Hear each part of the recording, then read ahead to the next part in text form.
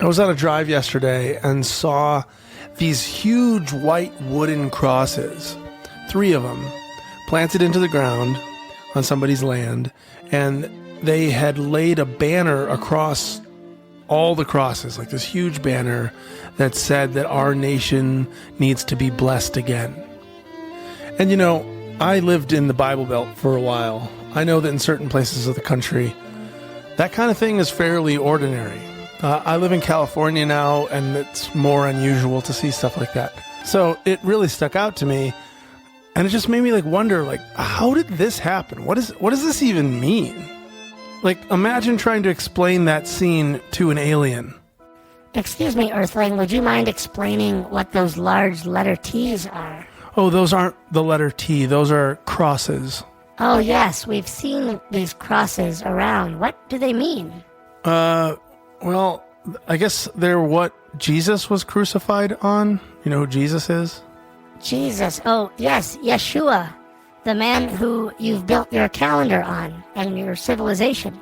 Yeah, pretty much. And the cross is how he was killed? Yeah, we had this empire called the Roman Empire that was super brutal, and it used crosses to torture people, and they'd nail them up to them and kill them. Oh, wow.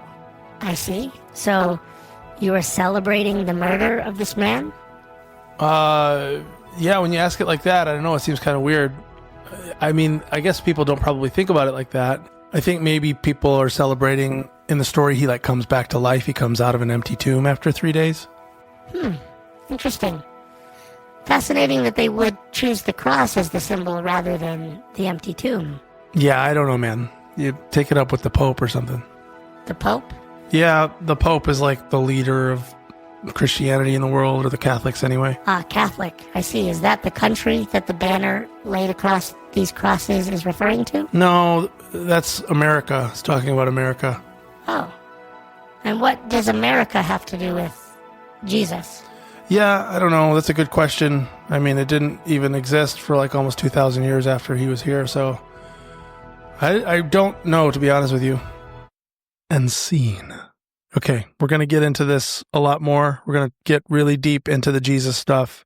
We're also going to talk about the song, I Am, and how we've gone so radically awry in our culture and in civilization, in my opinion, from what Yeshua was all about.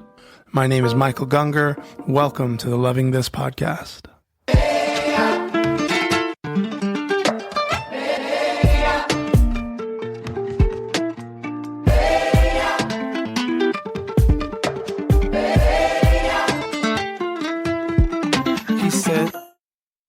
Okay, before we dive deep into the Jesus stuff, let's just talk about the song and its evolution for a second.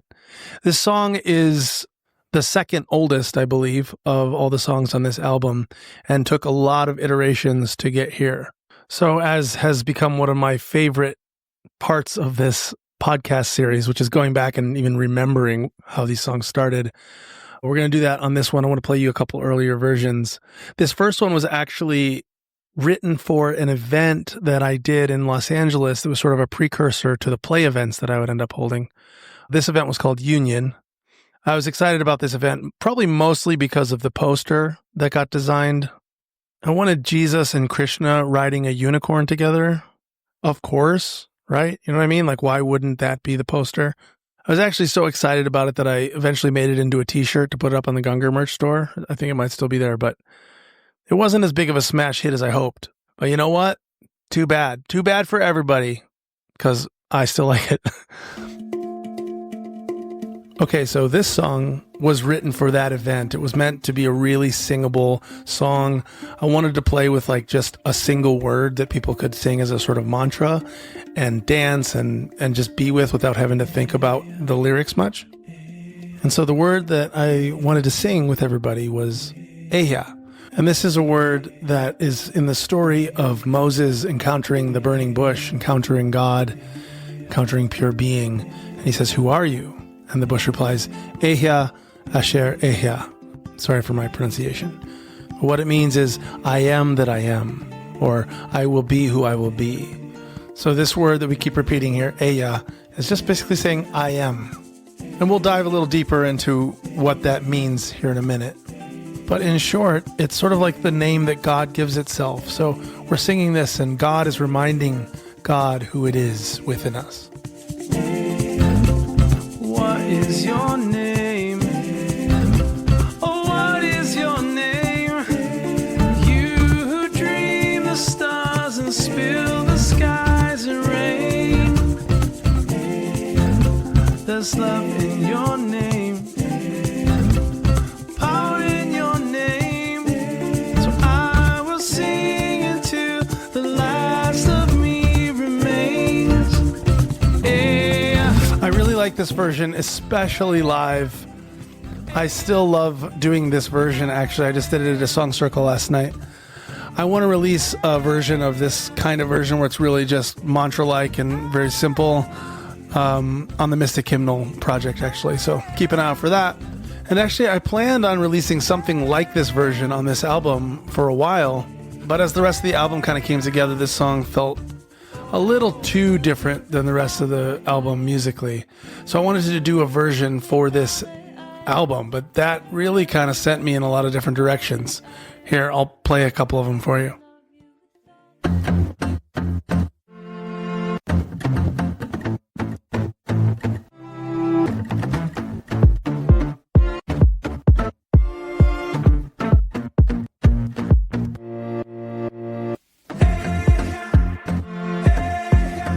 So obviously a little more electronic and programmed. One thing that I hear in this version that ended up being a part of the album's production process in general was I liked taking real things that happened, real recordings, and kind of like messing with them a lot. So in this one, for instance, like those string samples that you just heard, those were all just me messing with the actual string session that I recorded for this song, which was one of the first things I recorded.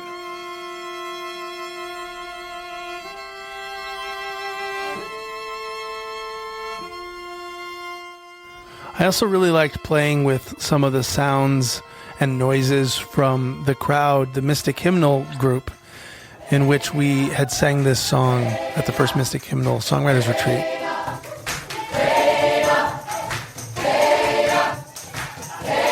As you can hear, we also had some percussion in the room going when we were singing it all together. I think for the Mystic Hymnal version, you're going to hear more of this kind of vibe.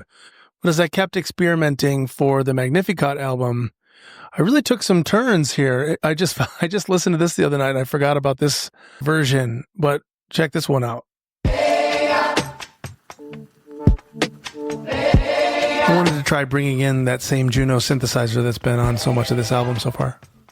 Also, this version lyrically started drifting a little bit more towards looking at religion. Love to sleep late on a Sunday.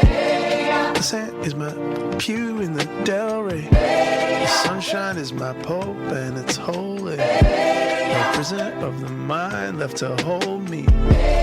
Lifting up my eyes to the sky. This time I'm not wondering why. Or reaching out for healing. Yeah, take note of that little funny low voice that comes in. Don't need some heaven above to find me. The sky's inside me. I am. So that little voice, it's already here, is the voice that eventually becomes this like voice of the critic in the final version. And we'll talk a little bit more about why I wanted to insert that in a little bit. But here, check out this next verse. I like this one. I am my church on Sunday. I am my work on Monday. I am my hurt on Wednesday. 'Cause I am was twerking Tuesday. Everything is prayer when you're in God. Nothing's over there when you're in God. Everything is here and it's all love. In love. In love. I remember when I was working on this version, I'd been up like super late, really going hard and totally changing it all very drastically. And then this line, you know, like I've been twerking, or I am as twerking Tuesday. It's making me laugh. And then my girlfriend Jessica, was there and she came over and she listened to what I was doing. She goes, I think you might need to take a little break from this song. It's good to have people in your life, but I do stand by that lyric. I mean, I really like it. If only for the fact that I feel like if I heard it, if I just heard the lyric somewhere, like I Am was twerking Tuesday, I could make a pretty solid bet that I wrote that lyric.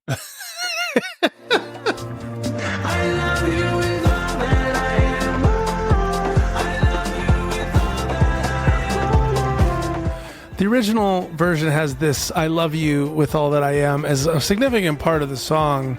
It's kind of almost the chorus that it keeps coming back to. And in the Magnificat version, it only sings it at the very end. And so we'll get to that later.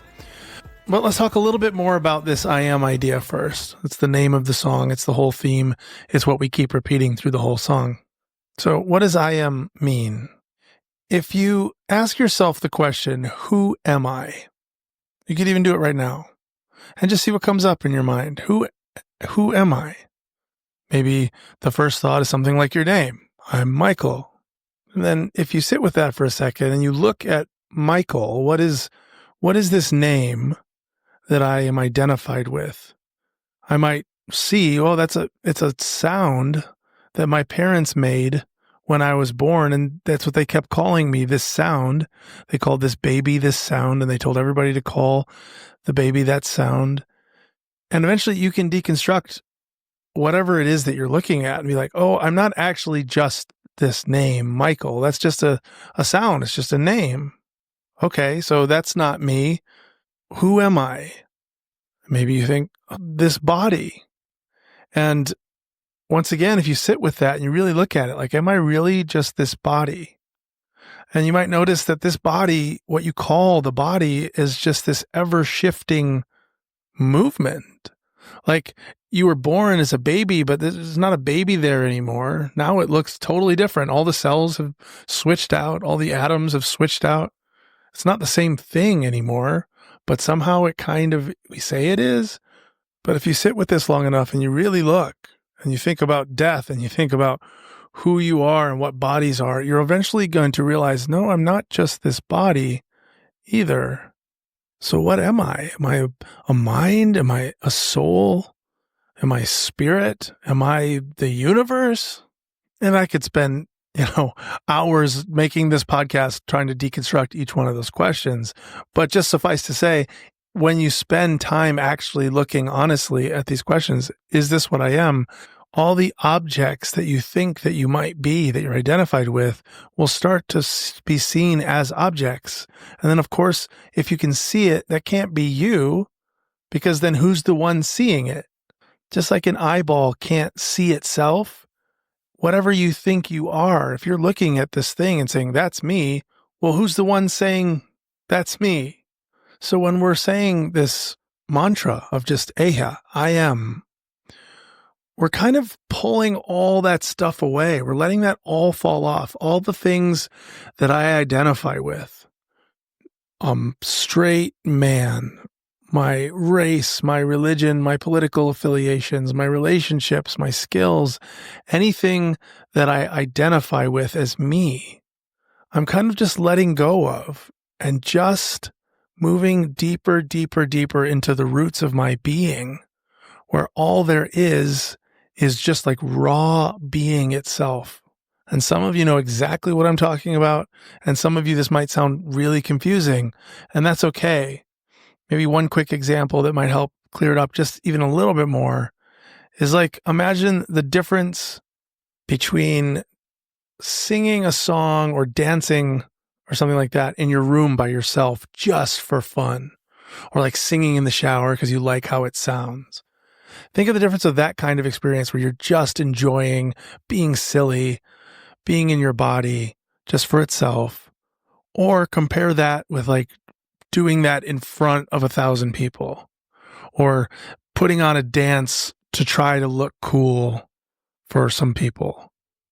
You feel like how much more heavier and like tangled up it feels when you add this extra layer of, I've got to sound good, I've got to look good, I've got to impress people. That extra layer is because now it's not just about singing or dancing, it's about a certain image of who I am. And so when we go to I am in the purest sense, all of that baggage is dropped. It's like none of that stuff matters at all anymore.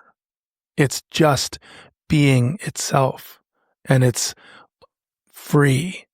And so this is what I think is the beautiful potential of music that uses like mantra or sacred words, like sacred names for God.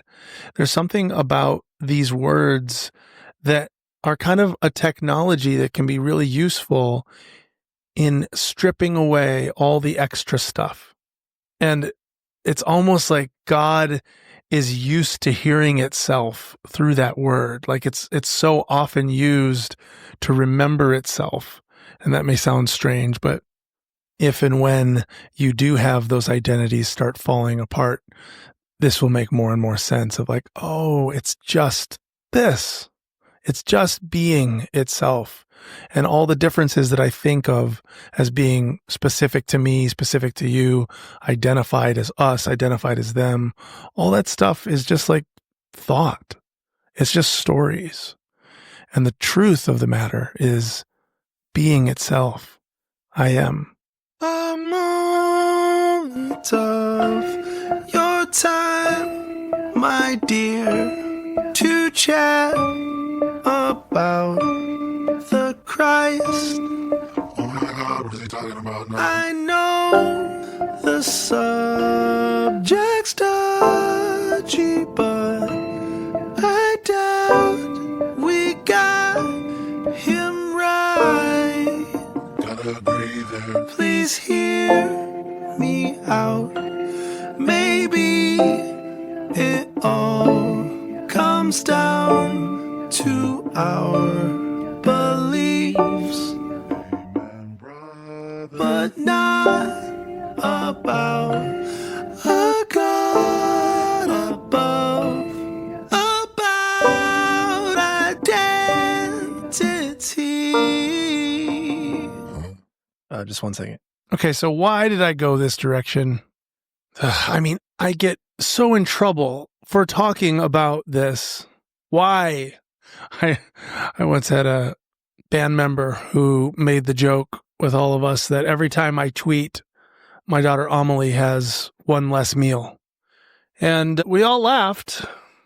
A painful laugh.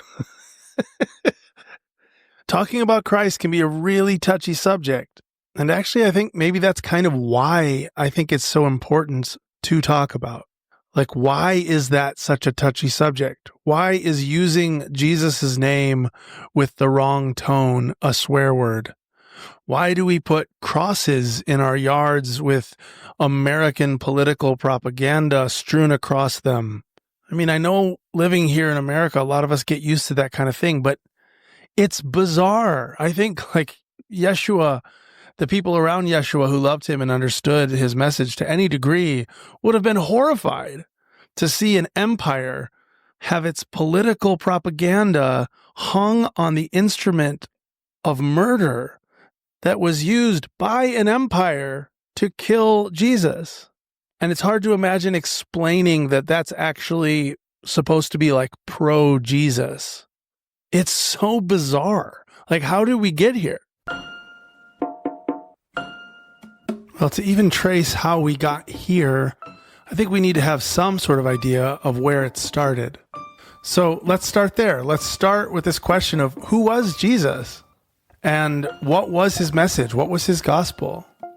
And to even start addressing that question, I want to make it clear, I'm not trying to be a historian here. The truth is, I have no idea about the historicity of Jesus. I don't even know if there was a guy named Yeshua. I'm just taking that with the same amount of blind assumption that I take with any piece of historical trivia. And why are you talking about him, Michael? Well, that's a good question, critic. I guess one is because I think it's actually really beautiful when you see what Yeshua was about and who he was. And then two, I just think it's been so perverted and distorted that it's just worth setting right. Go on. Okay, thank you. But I want to just be clear that when I'm talking about this stuff, I'm not trying to talk about it as a historian or a scholar. Was there a guy named Yeshua who lived in ancient Palestine 2,000 years ago? Maybe. Did he do the things and say the things that were recorded in the Gospels? Maybe. I don't know. And lots of people disagree and argue about it and have way more informed opinions about it than I do. I don't even read the original Greek. But I would argue that it doesn't even matter at all. Yeah, I mean, I know that I'm going to lose a lot of Christians in that statement because for a lot of Christians, if not most Christians, the historicity of Jesus is everything. In fact, for a lot of Christians, what you think about the history of Jesus is actually what makes you in with God or not. That's what they think gives you salvation, is believing the story of the life and death and resurrection of Jesus. But this seems to me to be quite an arbitrary and random thing to determine someone's eternal place, is like what they believed about a certain historical trivia claim. Like, did Christopher Columbus sail in 1492 or 1491? Your eternity depends on your answer. It's weird and really cruel if you think about it. Like if God was judging people based on that, it's really random and cruel. And I don't think it has anything to do with what Yeshua was about.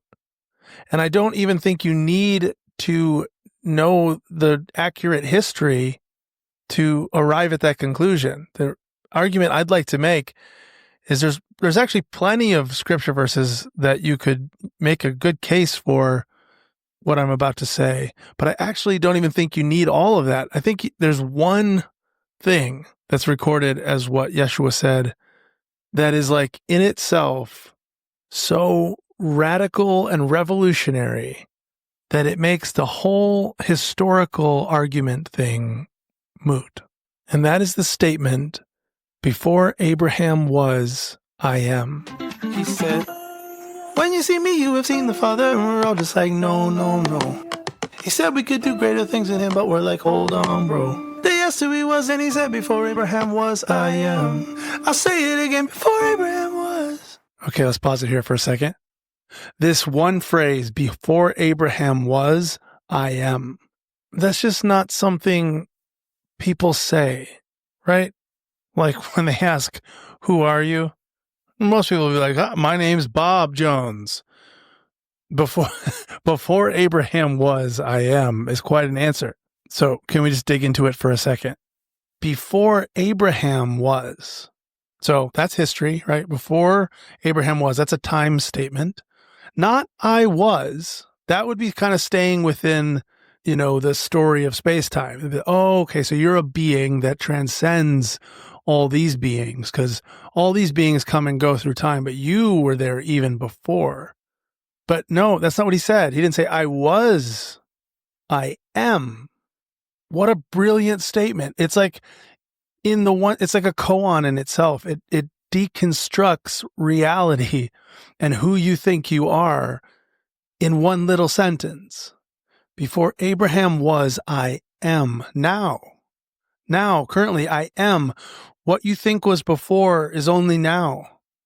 And you can extend that. What you think is going to happen later after you die, I am. There is only now. There is only being. And I am that which is all in all. It's all sort of like in this sentence. But if you're stuck in the channel of the ego, of separateness, you can't hear it. Here, maybe I can use this example. Imagine that you're watching a Shakespearean play. Let's say it's Romeo and Juliet, and we get to the line where Romeo sees Juliet and says, "But soft, what light through yonder window breaks? It is the east, and Juliet is the sun." And then imagine that Juliet looks back and says, "Juliet? I'm not Juliet." And then the wig falls off, and you see that famous big forehead, and Juliet says, "I am William Shakespeare." And then just imagine like the reviews for the play come in and they're like, it was a strange turn in the story where Juliet had an identity crisis as being William Shakespeare. This is kind of how I hear most biblical scholarship around Jesus, because so much of it is all about like this historical figure, this guy, and what was the guy's context and what were his thoughts and what were they informed by and what was the historical accuracies of things. I think it's completely missing the point of what that one sentence is illustrating. We're talking about this character, this historical character, and like, why would he say, before Abraham was, I am? What did that character mean? It's like, guys, it was the clearest possible statement. Who you think I am is not who I am. You think I'm this guy. You think I'm this body and mind in space and in time and history. To even start having the conversation of who I am, you have to switch your entire lens of what's happening to a different like channel. In the same way that if you were listening to the actor say, I'm William Shakespeare, and you didn't change channels, you still think you're in the play, you're going to miss what's happening. And if you were in that play and you didn't switch the channels to realize, okay, we're out of the play now, and you're hearing Juliet say, I am William Shakespeare, and you're going to be confused in the story now. It was confusing to people why Jesus would say before Abraham was, I am, because they're still trying to hear it in the story of history and space-time and people, you and me. But the channel that Yeshua spoke from was not this channel, not the one of egos and separateness, but from the level of I am. The same level that bush that was on fire in the story of Moses spoke from. I am, Ehyeh, raw, unfiltered, unattached to any of these identities and forms that are just passing vapors, but grounded in the eternal now. He said, I am the vine. You are the branches. He said, may they be one as you and I are one, Father. There is this unity. There's this communion, this union with the divine, with source, with the ground of being, with the mystery that is infinite love that Yeshua so embodied that it was able to just speak itself directly. And for those with ears to hear, which ends up being just spirit itself, that becomes freedom. It becomes salvation. And then, of course, egos came along and made it into religion, to doctrine, and to identity-forming belief systems. Somehow a message of love, of being, of unity became the religion of an empire. In the 4th century, Constantine made Christianity the official religion of the empire. And councils were assembled and hierarchies of authority were established as the church. And the loving, flowing I am was condensed into identity.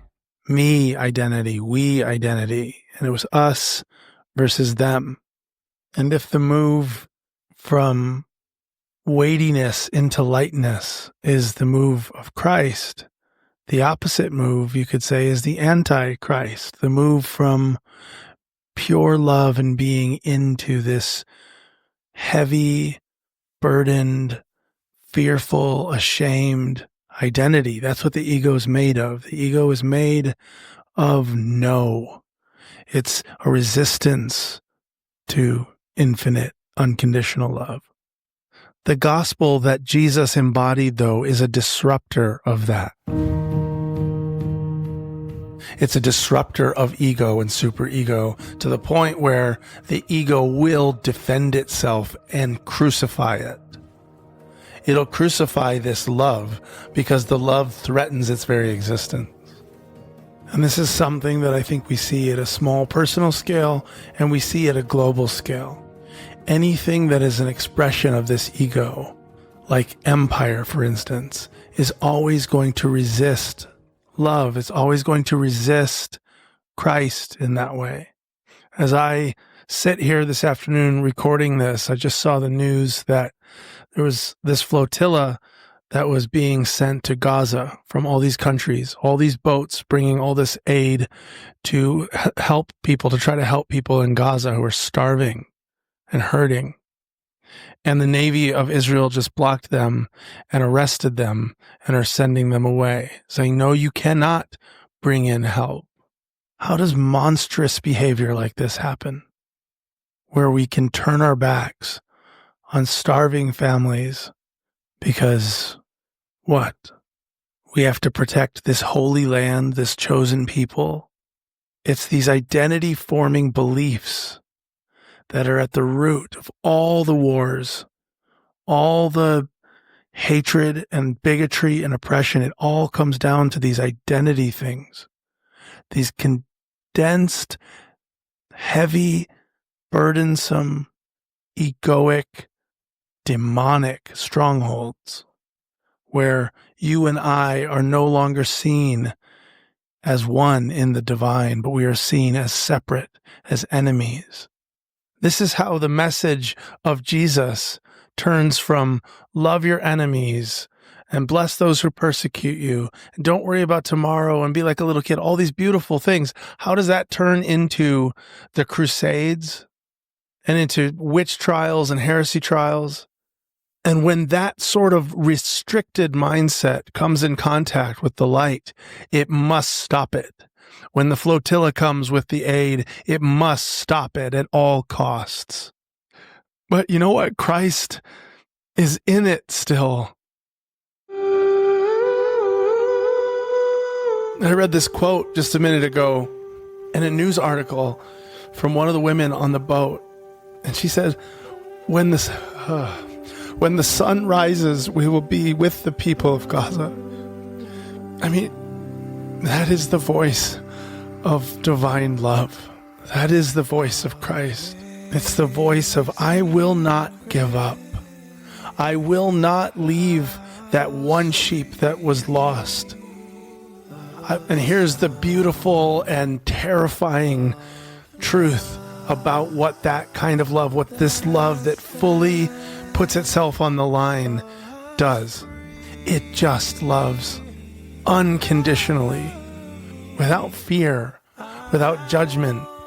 Even to those who nail the Christ upon the cross, Christ looks at them and says, Father, forgive them. They don't know what they're doing. Because to Christ, it's all the divine. It's all the beloved. Even those that we think of as the enemy. And can you feel how good that news is, that even the aspects, the parts of us that run away, the parts of us that get numb, the parts of us that retreat in anger and addiction and violence, the parts of us that desecrate the holy, that even this is welcome. Precious did this faith appear that frees us from belief.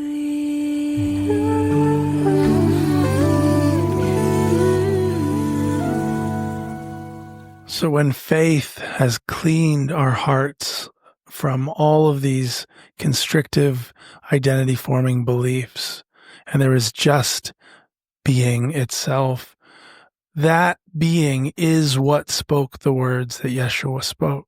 Because pure being doesn't come and go. It isn't born. It doesn't die. It just is. And in kind of a funny way, even saying that is kind of wrong, because you can't really speak directly of this thing because it's not a thing. It's like in the Tao Te Ching, it says, the Tao that can be spoken is not the true Tao. And as soon as you start trying to understand this I am thing and make it an idea and make it a doctrine or something, you've lost it. It's more like a technology. It's an invitation into that being to dissolve into love. So let's come back to the second half of that second verse. Where was his body? Where was his mind? Where were the idols? The church is enshrined. I am is the lesson. I am is the way. I am is the gospel. So everybody say. Okay, I'd love to talk about those lyrics for a second. And I know this podcast is one of the ones that's getting heavy into the lyrics and the idea a little bit more than the production and stuff. So hope you'll bear with me. But this is a passionate subject for me. So again, before Abraham was, I am. And then it says, where was his body? Where was his mind? Where were the idols the church has enshrined? And if we ask the same question about Jesus that we asked about ourselves, who am I? Who is he? When we're talking about Jesus, when we're talking about Yeshua, what exactly are we talking about? An arrangement of cells at a certain time and place? Like, we do realize that all those cells changed continually, right? Like all of us, like it was a baby at one point and then a child and an adult, and all those cells, once again, they all died. They all changed out. So what is even Jesus? Like, the church has made Jesus the center, they say. But what is it? What have we made the center? This guy? This personality? Those aren't actually static things. Those are just like a process of the universe, just like everything else is. From Jesus' own claims, this wasn't about that form. Before Abraham was, I am, is tearing that whole thing apart. It's not about this specific form that we called Yeshua. It's these words, what they reveal is this Christ nature, this Christ mind that is already all in all.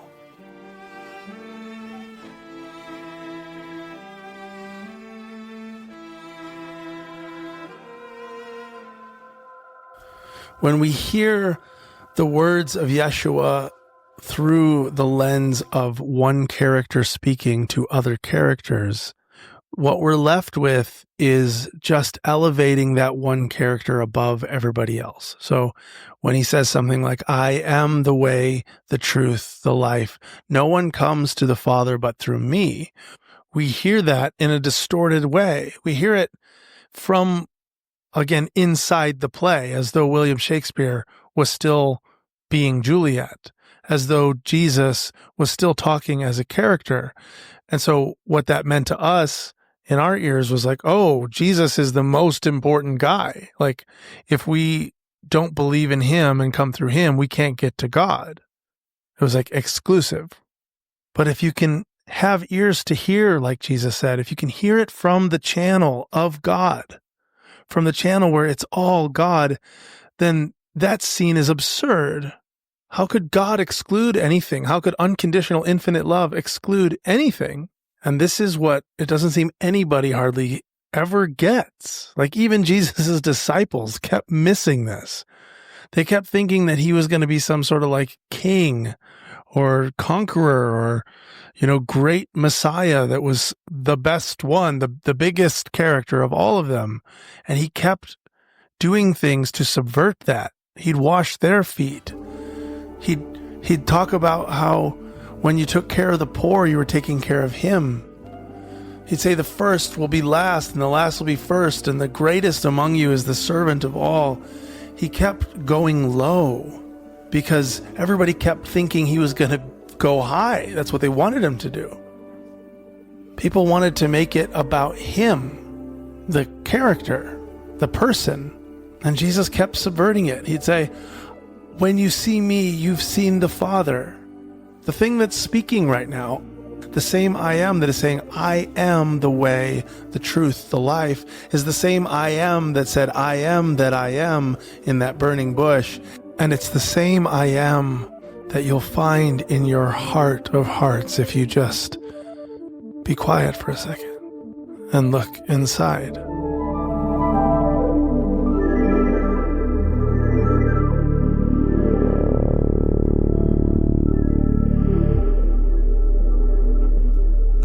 If you just go to I am, not as an idea, but see if you can actually move to the place that feels like I am. Like, where are you? Who are you? What are you? Can you sit completely in that seat?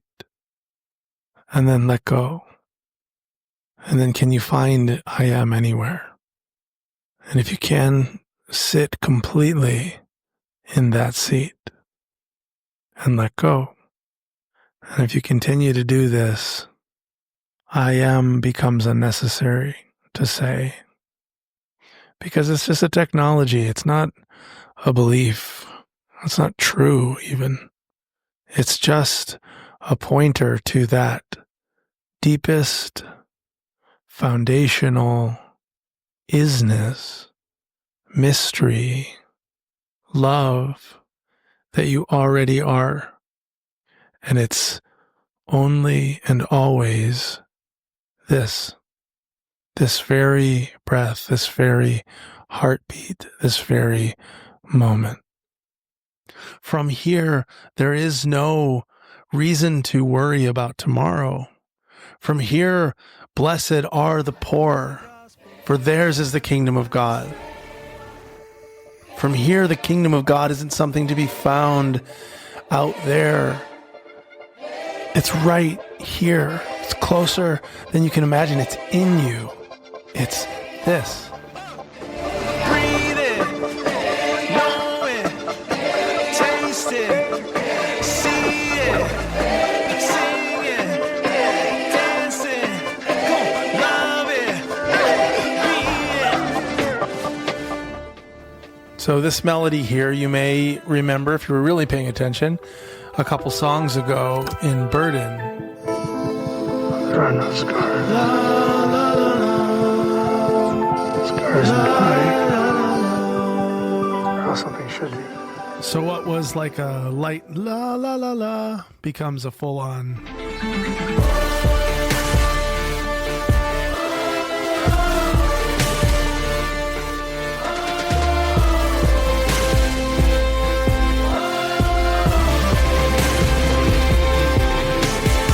So to me, this all just feels like a huge release. It's just like bringing it all in, all these different musical elements, the huge brass and vocals and electric guitars, and everything's just going. And this is to me like kind of what release sounds like. It's just like, like letting it unburden. And for me, the unburdening of this whole religious thing was such a huge part of my journey, like letting go of the weight of this religious oppression. And so coming to terms with this, coming to forgiveness with this, to forgive myself, to forgive the Antichrist within and all around me, can be a very dramatic release.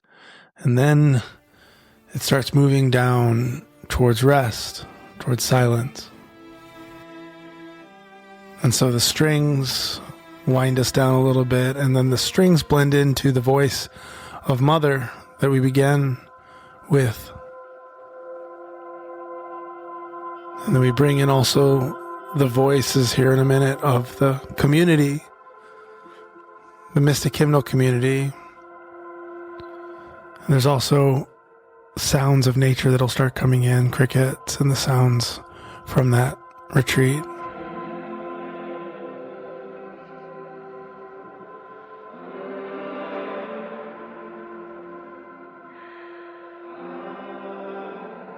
And here in a minute, we're going to sing that last refrain that was originally kind of the chorus part. I love you with all that I am. But I'd like to take you to the retreat for one more little aside here before I play you the whole song, because this little thing that you're hearing right now underneath this was a really profound moment. I want to give you a little bit more context for it. Is there anybody that particularly needs that song to them that we can indeed love you, and you'd like the whole group to sing together? Yes! Yes! Could you love all that I am? Yes! Could you love all that I am? Yes! Could you love all that I am? Yes! Could you love all that I am? Get in there and love it! Yes! Could you love all that I am? Pursue that!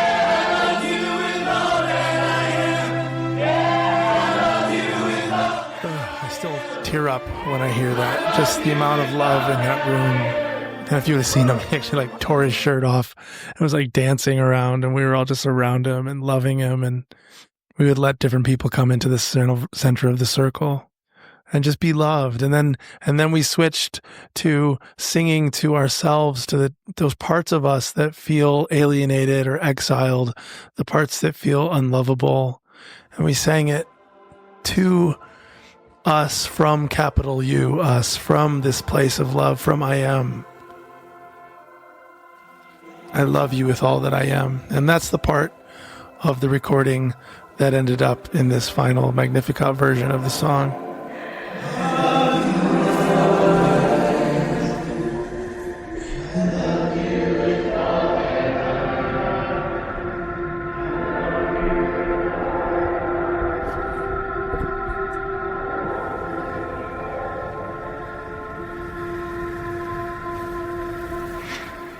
For me, this is the core of all my work, of everything that I do at this point in my life. I'm not really interested in anything but this, to be honest with you. Of just allowing love to soak into every fabric of my being, my relationships, my work, the music that I make, this podcast. And if you feel that love from any of this and you'd like more of it, if you'd like to go deeper, I also do sessions with people where we just dive deeper into this love. I've worked with like artists. I work with a lot of therapists, actually, because what I do is not a typical like therapy modality, but it's actually about getting into the roots of our being with awareness and with love. And I'd love to offer you a chance. To me, this podcast is almost like a funnel into love. And if you'd like to go deeper into the funnel, deeper down into the death vortex, if you will, down into the death of who you thought you were, and into I am, that's another pathway that would love to talk to you about if that's something that resonates with you. Okay, well, I think that's it for this episode. I just want to thank the patrons. I want to thank all you who have been listening and following along, or even if you're just here for this one episode, I'm so glad you're here. I hope you feel a little bit more loved, a little bit more present in your life. And to this moment, I'm going to go ahead and play you out with the song. And next week, I'm actually going to be doing the next Mystic Hymnal Songwriters Retreat. I'm going to be in Colorado again. So going to take a break from the podcast. Next week, won't have an episode ready for that week, but we'll be back the week after. All the love.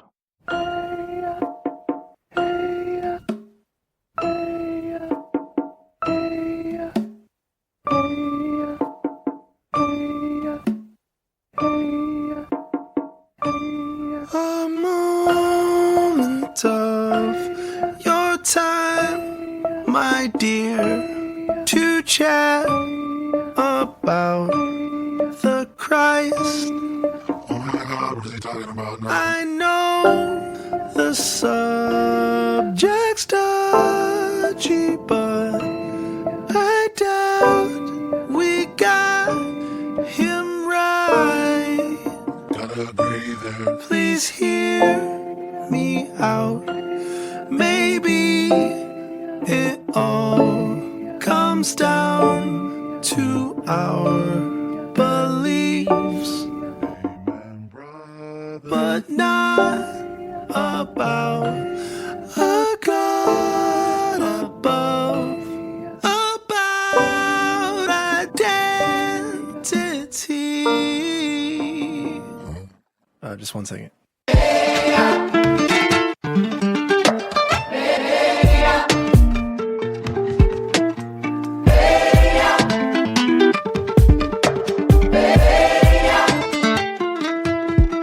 He said, when you see me, you have seen the Father. And we're all just like, no, no, no.